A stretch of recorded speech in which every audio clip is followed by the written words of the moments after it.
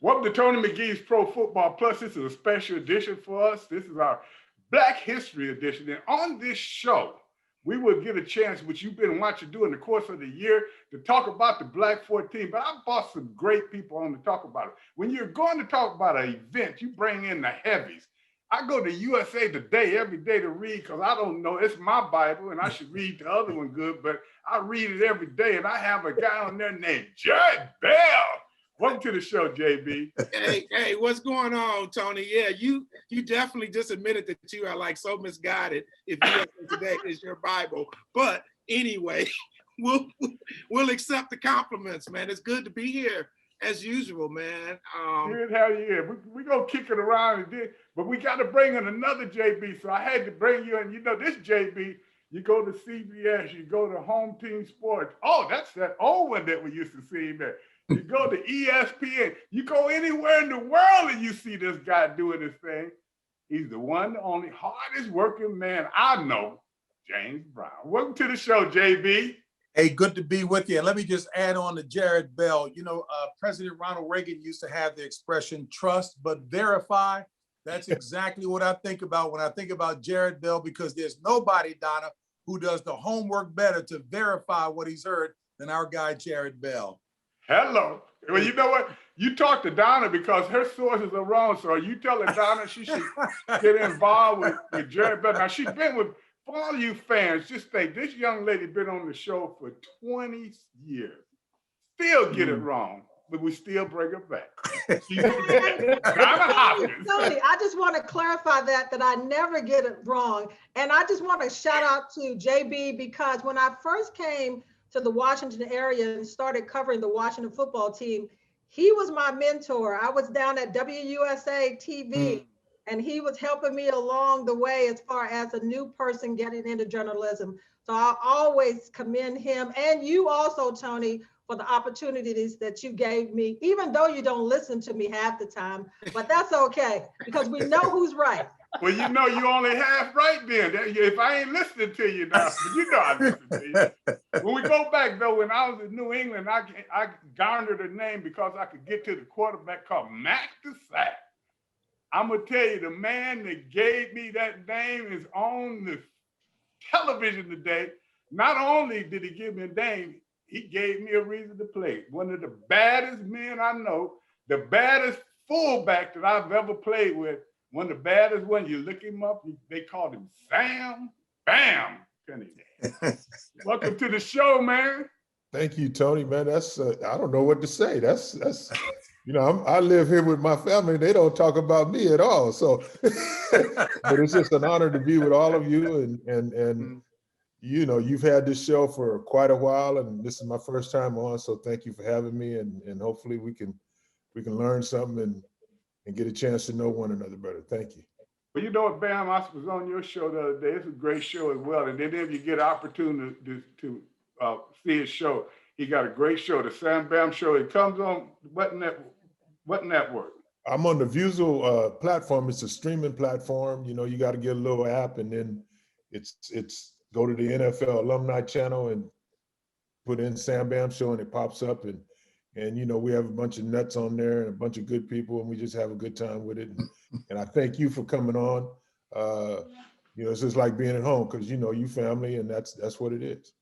Me and Sam have spent Christmas Eve together. We'd have been caught in snowstorms.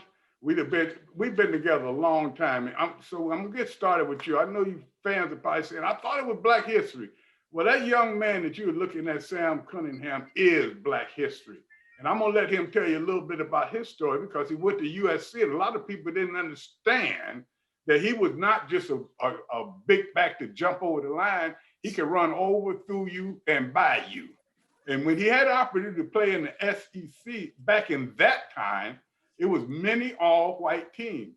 And when he got a chance to play with Alabama, I let him take the story, play against Alabama. I let him take the story from there. Well, that game was September 12th, 1970, many years, over 50 years ago. So it was crazy. It was my first varsity game, my first road trip. I didn't even start. I was a backup fullback. Our starting quarterback was Jimmy Jones, a black quarterback, which was rare at that time. Clarence Davis was our outstanding tailback, you know, because back then we were noted as tailback U. We already had 2 Heisman Trophy winners, Mike Garrett and O.J. Simpson. So, you know, we were loaded. We were loaded, and the game happened because the NC2A allowed an extra game that season. And Coach Bryant and Coach McGee were very close friends, you know, because Alabama never played anybody of any substance in their preseason, you know. So, you know, I think Coach Bryant looked at it as an opportunity to convince the people that he worked for and the people that he played for, you know, coached for, I mean, you know, the fans, that it's time to open the door and start recruiting black football players, black athletes. So they made it happen at the LAX airport. I think Coach Bryant offered Coach McGee $100,000 to play, bring our team to Alabama, Birmingham. Coach McGee said, only if you take $250 to bring your team back the next year to LA Coliseum. So that's how it started. Started on a handshake, probably with a cigar and a glass of dark liquor. And it is what it is. Now in this day and age, it would just be really crazy how to get something like that happening. But anyway, I was a part of that team, you know, and I get the lion's share of the credit of what happened that evening. But, you know, we were an integrated team. It was loaded and you know, the good hand of the Lord touched me on that shoulder that night and allowed me to get in and play. And you know, I carried the ball 12 times, 135 yards, 2 touchdowns, the first African-American player to score in Legion Field in Birmingham. We were the first integrated team to play on that field. And the rest is history. You look, you know, I mean, you look at Alabama now and the monster that they are probably was because of that one game in 1970. So to be a part of some history like that and being able to influence college football as we did that night is just an honor. And you know, get a chance to talk about it. I try to protect it, because if I let too many people get a hold of it, they just gonna run with it and talk crazy about it. But it was a very special night, and you know, and then I end up playing there and then going up to New England and meeting Tony. Well, I actually met Tony in Chicago, and you know, I was beating up some of his teammates. And it was my rookie year, so you know, you got to play hard, Tony. You can't take no plays off, right? And then, you know, Tony came to New England the next year, and we became, you know, family and friends. And here I am on the show trying to explain why, you know, I'm on this show. Well, you know what, guys, you have to listen to what he's saying. And Jared, you know, you followed him a long time. He's not talking about how great of a fullback he was when he played the game, but he was kind of, and James, you followed him too. He was kind of the first unique big fullback to play the game that had speed and could do more than just blocking everything. He kind of revolutionized not only just the SEC, but also the position. Yeah, that's interesting, because the terminology that we use, halfback and fullback, is definitely evolved over the years. Now, I'll disagree with you when you say he was the first fullback, because Jim Brown was a fullback. A lot of people, when you think about Jim, really, when you think about Jim Brown, he was a fullback. Marion Motley was a fullback. Yes, but I think the way you mean it, Tony, obviously is, you know, the guys that carry the football and they are so big that they can, you know, be multi-dimensional. But I think when you think about his legacy, it just really goes to that night in Birmingham. And you think about the SEC, not only Alabama, but that whole conference that was just all white, and they were so resistant to change. And you think about the civil rights movement, and this just kind of, really just took it to another level. Now, oh, by the way, while this is going on, we're on the heels of the Black 14 and what you experienced, Tony, at the University of Wyoming. So it was just such a changing time in American history and obviously in sports and college football history that, that one game, because I think Bear Bryant, said it afterwards, like, this is why we need to have black players on our team so we can compete. And he might have said it a little differently with his friends. He'll say it here. I think his vernacular was a little bit different. Yeah. But that's a nice way to put it. JB, Yes, when Bam was playing, what stood out with you about him? And I only got a minute, so we'll get this one. I'll tell you what, let's go and bring some other people in. We'll finish talking about Bam when we get back in. Hey, fans, come back, go out there and get your potato chips, your popcorn, and everything, and find somebody to get Donna Hawkins some information. We'll be back in a moment. Tony. I've got plenty. Well, welcome back to the show. And as you know, I was able to eat a half a ham, 4 chicken legs, and oh, that's right. I can't tell y'all what I'm doing. But let's finish that conversation. Donna, what do you remember about Sam Bam? Well, I remember the name, Tony, Sam Bam Cunningham. When you heard that name, you knew who they were talking about. I want to know where Bam came from, but even more so that it is said that your life was governed by 4 rules and 2 by your dad in never giving up, give everything you had, and have fun and be a good teammate. How did that transpire throughout your whole NFL career? And then even today, could you talk a little bit about that? Well, my dad gave me those 2 rules. When I went to him and wanted to play football, he said, well, the rule is once you start, you can't stop, you can't quit, and give everything you had. Now, I had a coach in elementary school. We had an after-school program, and his name was Bill Van Schack, and he was the one that taught me how to just be a really good teammate and have fun. And I took those 4 rules and just ran with it the entire time. I didn't try to make it real complicated about this and complicated about that. And Tony knows. You get at the highest level of the game, there's always politics. But at the end of the day, you have to set them aside and go back to your basic foundation and kind of just play so you can free yourself up and play. So, and those rules have helped me. I've tried to teach my kids that, and my god kids and my nieces and nephews and everybody, because, a lot of times these millennials make life real, real complicated, you know what I mean? And they got so many things swirling around them. So I just say, man, step back away from it and just try to enjoy and have fun, because as you get older, you're going to care less about the stuff you thought was really important, and you'll really care about the stuff that really is important. So yeah, what's important is like the monkey said when his tail got caught in the fan. Won't be long now. Yeah. Won't be long anymore. JB, you deferred to Donna, so you got to get something in and tell me something about Bam. Hey, I'm smiling with Jared Bell because I'm gonna write that one down. I'll give him credit though, Jared, when I speak, but I'm gonna write that one down. But going along the lines of where Donna was going, Sam, I think back to, again, you guys were a very diverse program, if I'm not mistaken, Evans, going back to maybe even the 20s, unlike where George Wallace in the state there banned, Black people playing football and so many other things down there in the state. Were you even conscious of that? Did that even affect you as you guys were preparing for that game? Once you were on the field, did you feel anything different at all? Well, I probably, if I had knew it was going to turn out the way it was, I probably would have paid way more attention.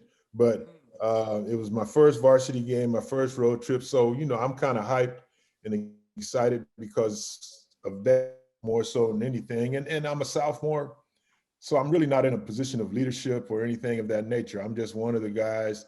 And, and our coaching staff, and our coaching staff at that time had one Black coach, Willie Brown, who played for SC, had 2 brothers that played in the NFL. I mean, not NFL, Major League Baseball, but he was born and raised in Alabama. So it was like a homecoming trip back for him. So, there's probably a lot of emotions in his mind going on. And, they never did stress the racial aspect of this game. They just stressed the fact that we're playing a very, very elite program, and we have to be ready to give everything we have and play as well as we can. So, you know, I mean, I was just following instructions and doing what I was supposed to do. And, you know, we had a lot of great players who were there, white and black players. And, you know, we just went out and played and we had a heck of a game. Now that football team that year only went 6-4-1. So if we had played Alabama later in the season, who knows? We might not have been played as well as we did. But because it was the first game, you know, we were hyped up and played well, you know, and I mean, we beat them 42-21 and the game was over long before that. I probably could have put 200 on them if I had played.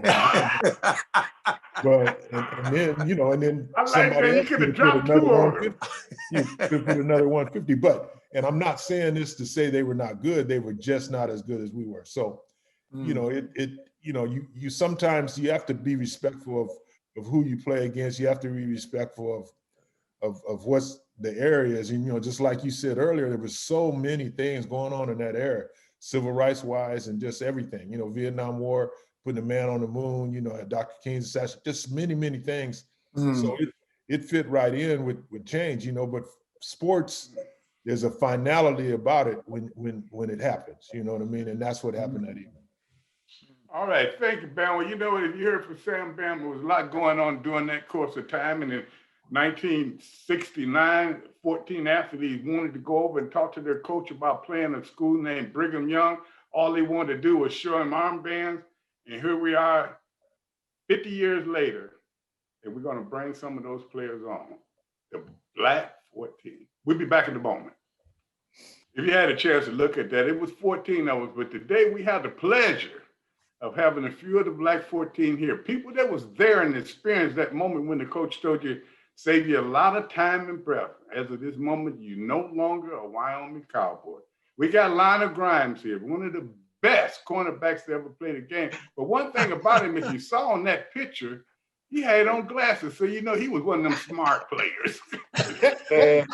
he had on glasses with his football uniform on. So, you know, he was smart.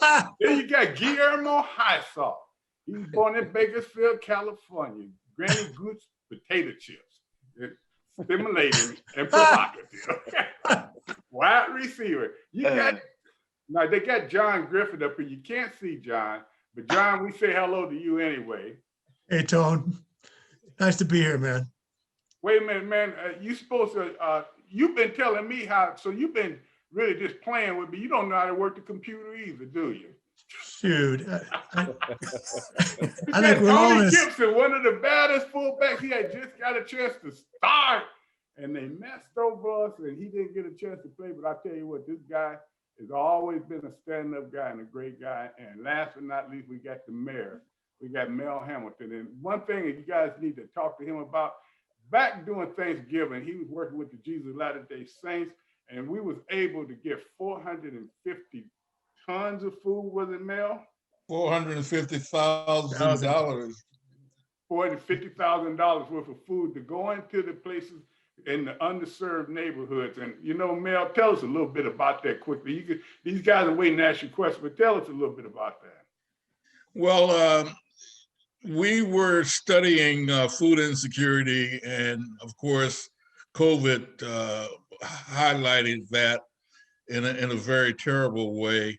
And Tony and John and I was talking about what can we do. So I took it upon myself to contact the LDS Church, and I talked to Gifford Nielsen. And if you remember, Gifford was a nominee for the what was that, Tony? Heisman. The Heisman Trophy, played quarterback at BYU. Now, you know, I can't even remember my name. How am I going to remember his? Anyway, I told him, I said, man, we have to do something. And he said, Mel, write a proposal. So I wrote the proposal on the Black 14 proficiency program that we started, and sure enough, he accepted it, we sent 40,000 tons of non-perishable food to Cleveland, Washington, D.C., Denver, Colorado, Boys Town, Nebraska, Battle what Creek, else? Michigan. Battle Creek, Michigan. Pittsfield, Massachusetts. That's right, Pittsfield, Massachusetts, and Denver, Colorado. Man, we sent it all over the place. Charleston, South Carolina, and Wilmington, North Carolina. And And, Laramie, Wyoming. and Laramie, Wyoming, and the Indian reservation That's right. in That's right. Wyoming. So we did a lot of good things around Thanksgiving time, and we intend to continue our relationship with the LDS Church to help in food security, insecurity around the nation, and hopefully we will get around the world eventually. Thank you. Now, hey guys, you can ask the question. We got a few minutes left in here, but keep your answers kind of to a couple of minutes. Hey, shoot away at them. And I'm gonna ask either any of you. And people have asked me this question. I'm gonna ask you, Guillermo, quick. And now Guillermo, he'll write the idiot, the Odyssey on us. So, Gerald, give us a quick one right here. But what made you go to the University of Wyoming? What was your decision?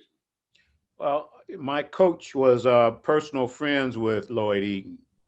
And before me, he had sent the Berry brothers, Marion Berry and his brother, to Wyoming before me, right out of high school. So I was headed to USC, I thought. Mike Garrett was a personal friend of my grandmother.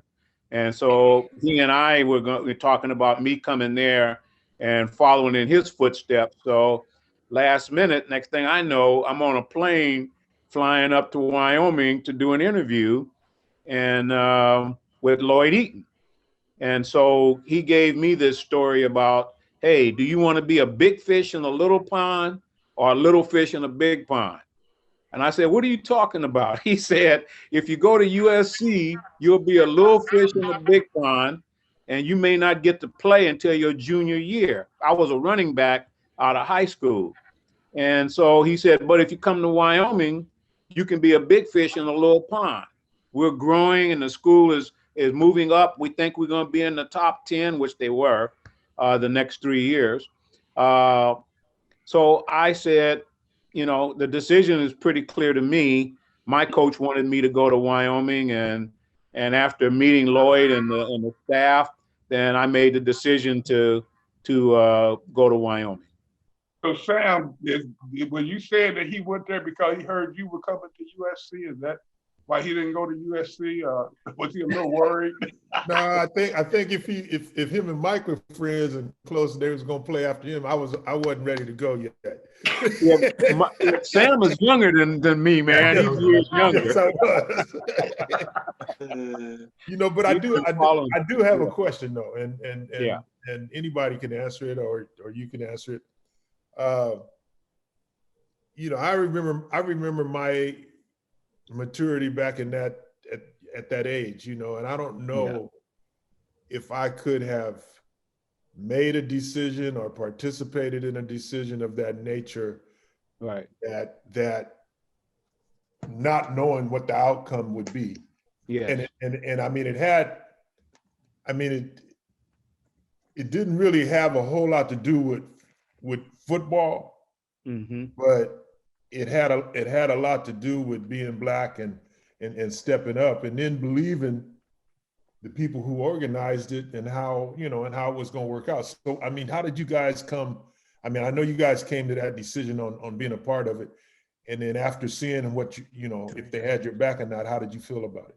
Yeah, why don't you take that? Because you know you were married at that time. I know you were too, Guillermo, but you were there and you had to make a decision not only for yourself, but you and your wife.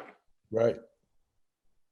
Well, I came from a junior college in California, and when I was there, when I was in my junior college in Taft, OJ was at USC. So they were back home. They were always saying something about, Gibson, I'm the other Tony. I refer to myself as the only Tony because out of the Black 14, Tony McGee's the real Tony. So I'm the other Tony. I don't know about that. Dark. You jumped right on that, did you? Both feet. Don't throw me up under the bus. But yeah, I told them in Laramie that I was going to be married. They recruited me from Taft, and I flew out to visit, and I told them I was going to be married. It's never not worked. And that didn't seem to bother them one way or the other. And they recruited me, and they were looking for a running back and a blocking back, they said. So I jumped right on it and headed out there and see what was going to happen. Okay. Yeah, my response to your question is the coach, I relied on him heavily to help me make that decision, because I didn't have that within the family ranks, even though one of my uncles had played for what used to be called the Texas Texans and then eventually Dallas Cowboys. And so I didn't ask my uncle, but my coach, I thought because the Berries, had come there before me and he was sending all his best players to Wyoming, I relied heavily on my coach's judgment. I didn't know how I was going to be treated. I just know when I was coming in for a landing on the plane, I was looking for the city. And I'm looking all around and I didn't see, where is Laramie at? I didn't see it because we're way out. So I thought, man, maybe I'm making a mistake, coming here. But I used the coach's judgment, and that's why I ended up there. And I guess my question is for you all, after you all showed a lot of power in the protests and your principles after this, but I'm wondering the day after you all are let go and they're saying that you're off the team, where did you all get together? What was the mindset of where we go from here? Where do we go from here as the Black 14?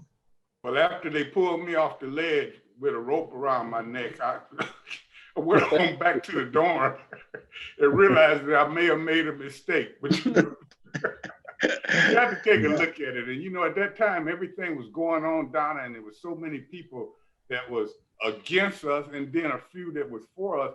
And it really was a shock because we had been told by the Black Student Alliance that we had colleges waiting for us. Right. And, when our scholarships disappeared, the gentleman that told us it disappeared as well.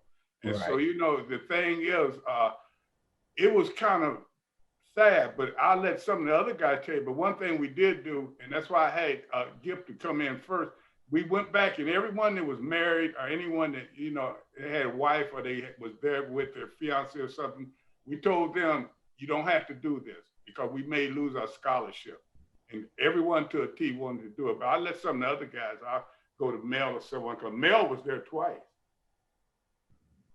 Yeah, Sam, first of all, Sam, I want to thank you for what you did for football and the Black athlete. I think I'm glad I got the opportunity to see you and meet you. My pleasure. Thank you very much. What could you not, we could not do nothing. We were in the middle of a social revolution. We were called upon to add to the movement. And this is how I looked at it. So yes, I was kind of afraid that I was going to lose that scholarship that I fought so hard to get, but I had to do something. And I think that our ancestors were calling upon us to do it. I heard them in my mind, and so I answered that call. So I had to do something. Yes, we were young and didn't have counsel, but we knew we had to do something. And Sam, that's how I came to my decision. I was called upon to add to those that went before me. Well, this is Lionel Grimes. I think the next day, my biggest fear was the phone call I had to make to my father. When I had to call my father and tell him that I was no longer on scholarship, because one of our goals as a family, and as me in particular, like AE always jokes with me about my glasses. I mean, I couldn't see really, because that was crazy, because Lloyd Eaton would buy me some contact lenses, but he wouldn't pay for my books because I didn't like Laramie. So, but anyway, that was my fearful call then because, and as I look back, I did have some experience with that because I remember in high school, I went to a little school, a little town, Alliance, Ohio, and the principal gets on the phone and calls all the colored people down to the auditorium. And as I think back, I said, wow, and we went. And we kind of did the same thing in Laramie, man. We went peacefully, as I say, respectfully, but it was totally wrong. And I went there for a free scholarship. So for him to take that away, that hurt me the most. So that's how I ended up coming there because it was a free scholarship and it was late in my career. But I had experience with dealing with racism in a small community before, but never at that level. But after my dad accepted it and they said we'll get through it, I was okay with that. And thank everyone for. Yeah, AE alluded to it in the beginning when he said that we went back and we had a conversation amongst ourselves. And he did say those that, because we had an option. We weren't just off the team. The coach said, you could come back, but you can come back to me individually and ask for your scholarships, but not as a faction. So we had to make a decision whether we were going to go back to him individually and ask for our scholarships back. Well, I knew that wasn't an option for me. But AE, because I had talked too much and had been too visible, and the pride things kicked in where, hey, I'm not going and ask this guy for my scholarship back after the way he talked to us in the field house. And so, Tony did say, hey, some of you have families and you have other considerations, and we're not going to be upset with you if you go back and ask for your scholarship. But privately, I was hoping, man, I hope none of these brothers go in there and ask for their scholarship back. I hope we all went over there together. I hope we all leave this campus together. That was my private thought, but I knew for me, that wasn't an option, even though he gave us one. Well, Guillermo, he did not want us to ask him to return to the team. Right. He wanted us to return asking the white players. They want all the players, right? Right. And I say, oh, hell no. Right. Hell no. Right. I got to jump in there for a minute. The white players never responded to me personally, to any of this, what had happened. They never came to me. One of the coaches called me at home probably a month and a half or a month after the incident. And he said to me that you're one of the players we want back. Now, some of the guys, even to this day, don't know this, but I told some of them. And he said, but if you tell anyone that I made this call, I'm going to deny it. So I said, why would you think I'd come back and play for you? And you're going to lie about contacting me, one of the black players that you wanted back? I told him I would never come back to Laramie. That was a mistake to tell him that because I did come back 50 years later. But I was never going to play for a person that treated us in that way, ever. Right. We have some more guests we got to bring in, and we're going to continue this conversation after the break. But one thing you have to realize, it was a dangerous situation. I know that I left there 2 days after I left there. They called my room, and Ted Williams was my roommate, and they told him that they were going to get me. And 2 days after I left, they found a guy on the top of a building with a high-powered rifle. I took a break that time too, so we'll take a break now, just in case.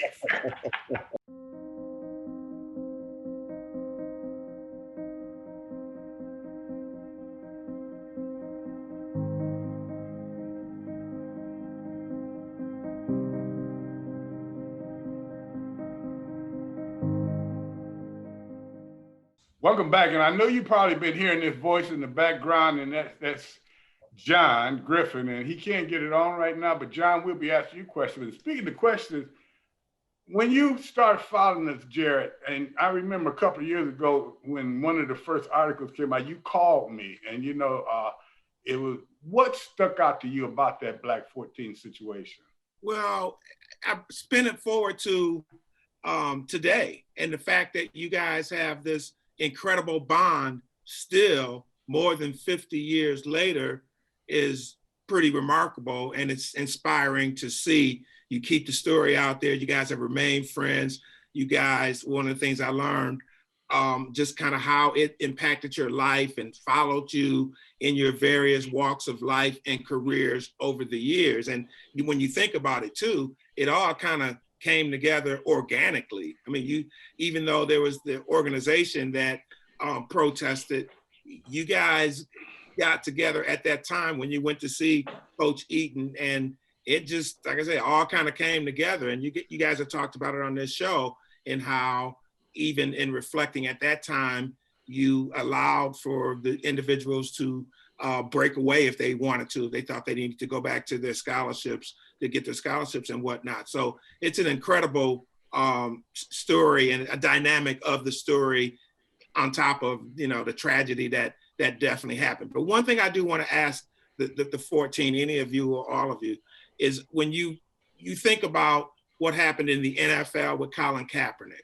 years later, I wonder how that resonated with you in particular when you knew what Colin Kaepernick sacrificed in starting that movement and what it meant in reflecting on your own situation years before that.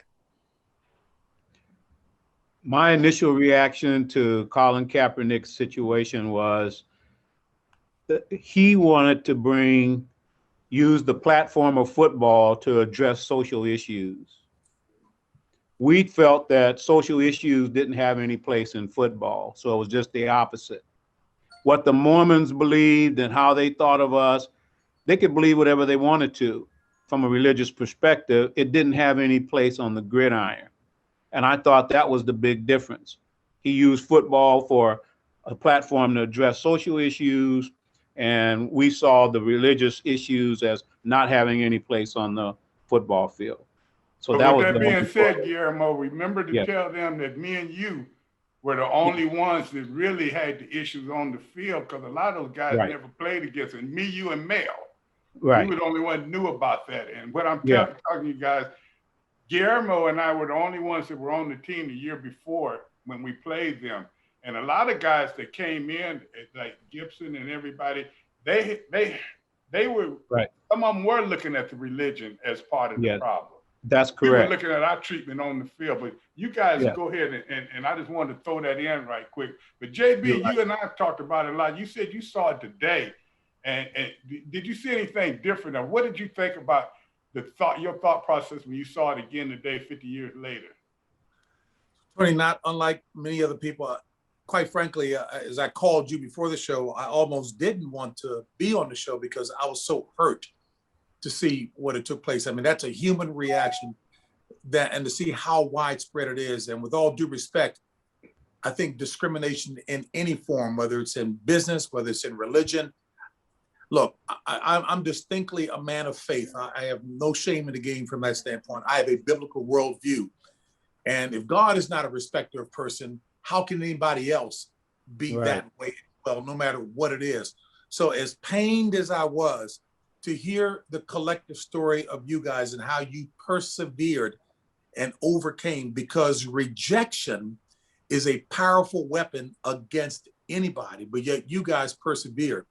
So I guess the one question I would want to know, I didn't see it written anywhere that it was suggested. 50 years later, you go back to get a collective apology from the school. And I know how cathartic an apology can be. Did Coach Eaton ever apologize? Did he ever let you guys know that he made a mistake at all? No, he never did. He never did. Matter of fact, they had an article about him just before he passed away, saying that he would not change anything that he did. So Brother Gibson, that's the kind of attitude, sadly, that still remains on this most recent Super Bowl. I was shocked when the chairman of our division asked me to do a commentary coming off of the piece that we did on Kenny Washington. Although it was said he broke the color barrier in 1920, there were blacks playing in the NFL as it was formed then, specifically Fritz Pollard and others. Look, Jared Bell knows more about it, and if I make a mistake, he can certainly embellish that.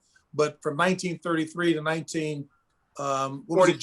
46, when there was an effort at collusion. Well, it was collusion where the owners decided not to have any blacks play in the league at all. So Kenny Washington, when they say he broke the color barrier, that to me, Jared, will be in quotations in that regard.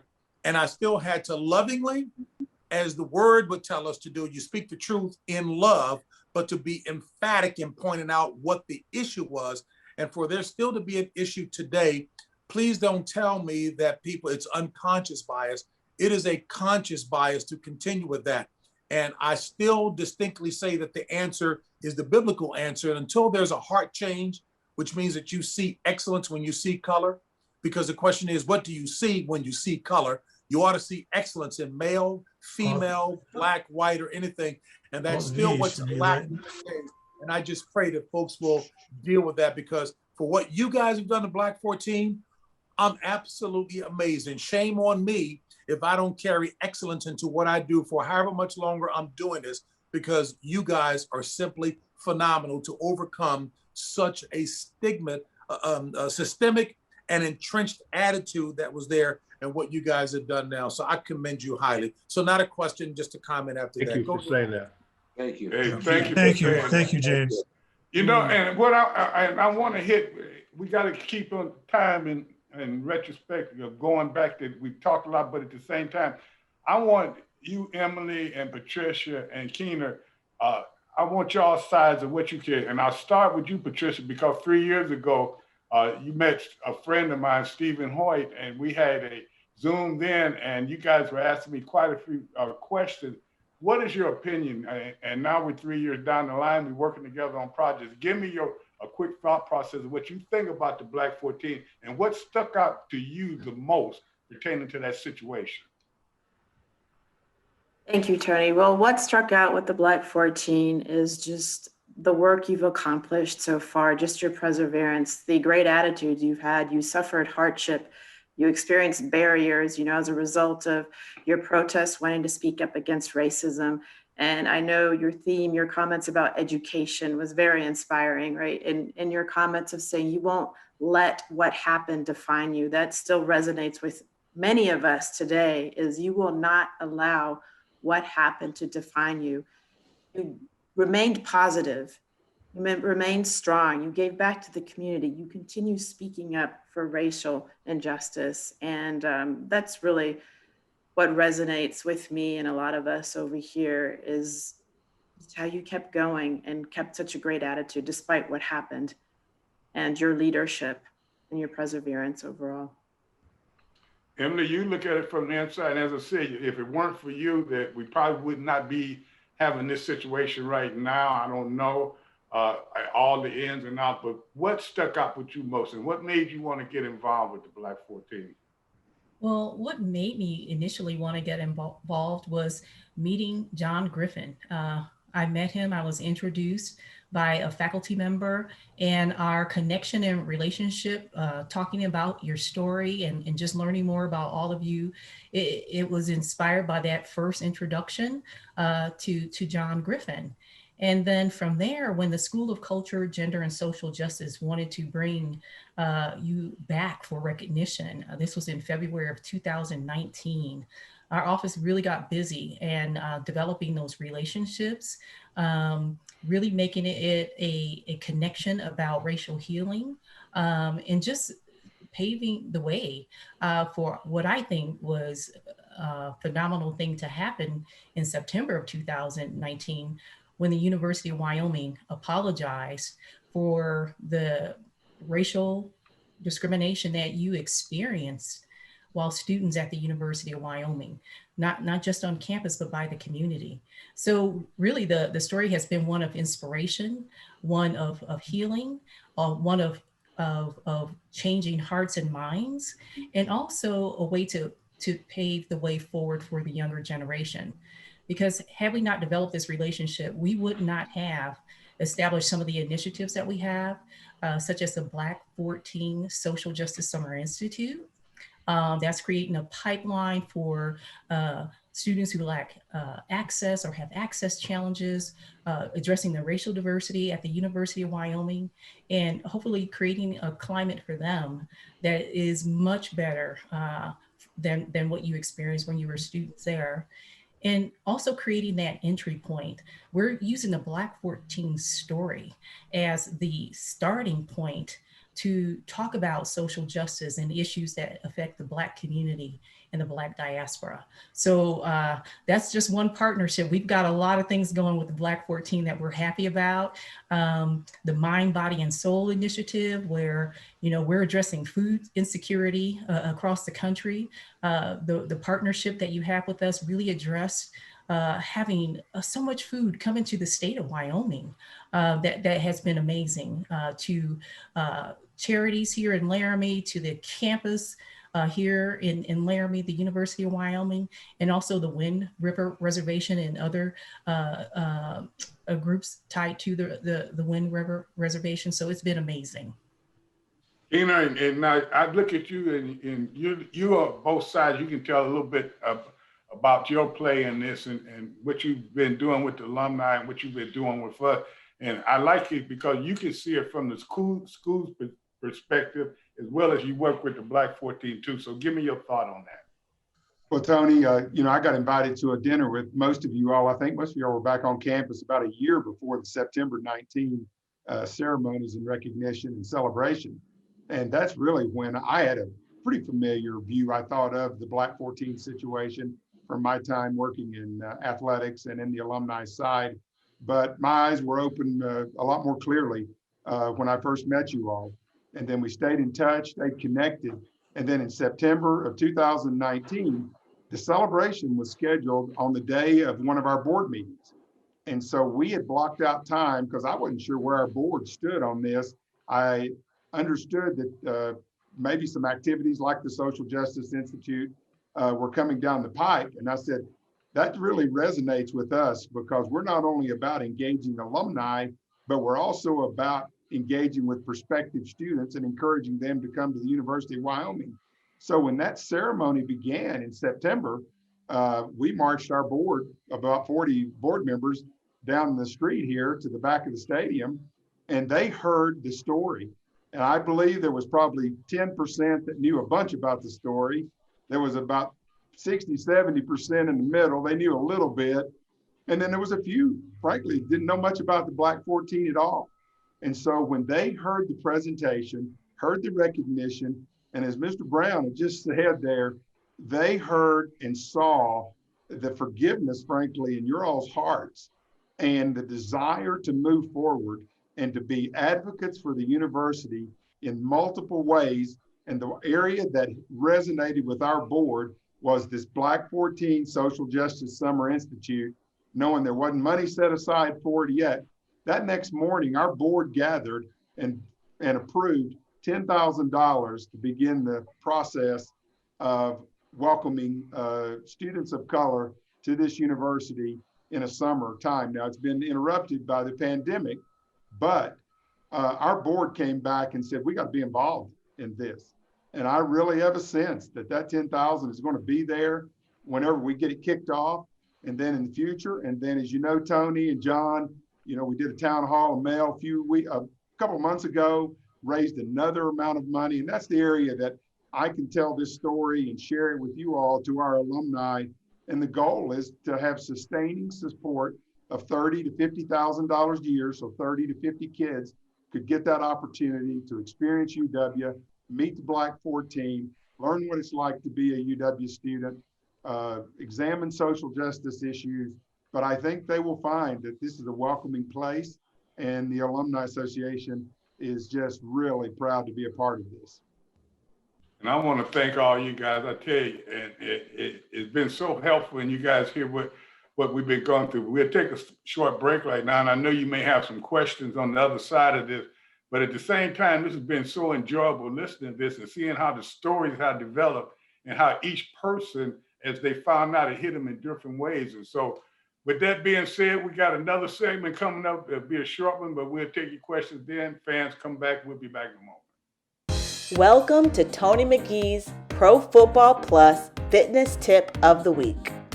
My name is Jaleese Dawson with Fusion Fitness by Jaleese, and today I'm going to show you some easy things to elevate your heart rate and increase your flexibility. Grab your luggage, place it on the ground, and then hop over the luggage as many times as you can in 20 seconds, keeping those feet nice and light and quick. This exercise is not only good for boosting your heart rate, but it's great for warming up the entire body. Arnold Schwarzenegger, you know the guy from Terminator? This is one of his favorite arm workouts. Bring the free weight in front of your shoulder and extending upwards, turning your wrist counterclockwise as you bring the weight up. This exercise not only strengthens your deltoid muscles, but it also works your biceps and your triceps. Plank side steps. With your exercise mat on the floor, get in a plank or push-up position. Make sure you're nice and grounded with your fingertips spread wide. Then taking your right hand and right foot to the side, traveling all the way to the end of the mat. And once you get there, taking your left hand and your left foot all the way back to your original position. You're going to feel this all in your upper body, especially in your deltoid muscles. You're also going to feel this in your core. So remember to breathe. Nice and controlled movements. Standing starfish abs. Extend both arms above your head. Inhale in, and as you exhale, bring one hand towards your opposite foot. Don't force your hand and foot to touch, just do what you can. This exercise is really going to strengthen your internal and your external obliques, as well as your transverse abdominis. So you're breathing, using that breath to get you from one place to the next. Nice and controlled, you're keeping that good posture. And most importantly, you can do this while you're binging Netflix. Awesome job today. Stay active, stay safe, and see you next time. All right, we got a person that couldn't get on face-wise, but John, you wanted to add something to the conversation. I did. Thanks, Tony. You know, in 1969, we didn't want that incident to define us. And moving forward to 2019, 2020, we want to be relevant partners with the University of Wyoming, because everybody thought we were going to be one trick pony and we're done and we'll never have to deal with it again. Well, that's not the case. With all the initiatives that we have forthcoming, and the other thing is that we want to build upon our legacy, and that legacy is being a relevant partner with the University of Wyoming, feeding into the legacy program and being able to reach out and help those in need. Thank you. Any other questions before we close it down? Hey, Tony, you know, they always say that in order to go forward, healing has to totally come. Has healing totally come for every member of the Black 14? No. We had a few that they don't want to be involved with it. They don't want, it's no healing for them. And sometimes you have to put things aside and look at what's transpiring. And right now, I think justice has been served in a lot of ways, but other people feel different. So no, for everyone, no. No, not at all. Hey, you know what? If I could just coattail on what Donna is saying, and I better do it as an ordained minister, I better close up that way, Donna, to be true to that. But the fact of the matter is, while we understand and hurt for those who have not found closure on that, and I understand it, the fact of the matter is that is what it's all about. It is forgiveness, because that's the only way we can move forward. I was so glad to hear from Patricia, Emily, and Keener as well too, because the fact of the matter is we're going to make so much more progress, sadly at the expense of what happened, but the only way forward is for forgiveness to take place, and we're all going to be so much better for it. Mm-hmm. Yeah. You know, the evidence of that is I've worked probably closer with John than some of the others, getting to know Tony more, and I've known Mel a pretty long time from my time in athletics. John, when all of this was taking place, he jumped in, and he has been one of the biggest advocates for students of all colors to come to the University of Wyoming. And so true forgiveness manifests itself in deeds and actions, not just words, and then they depart. And so I appreciate all of you all of the Black 14. I look forward to getting to know even more of you. You're on our board meeting agenda in April. Yeah, so yeah, we are. You're getting an invitation to that. I want to thank all of you for coming on. We've had a lot of fun, but a lot of information went out today. And one thing about it is Always know one thing, this pandemic has taught us, you got to love your family, love your friends, but most of all, love yourself, and that will enable you to love others. We never say goodbye, we'll just say in the minute.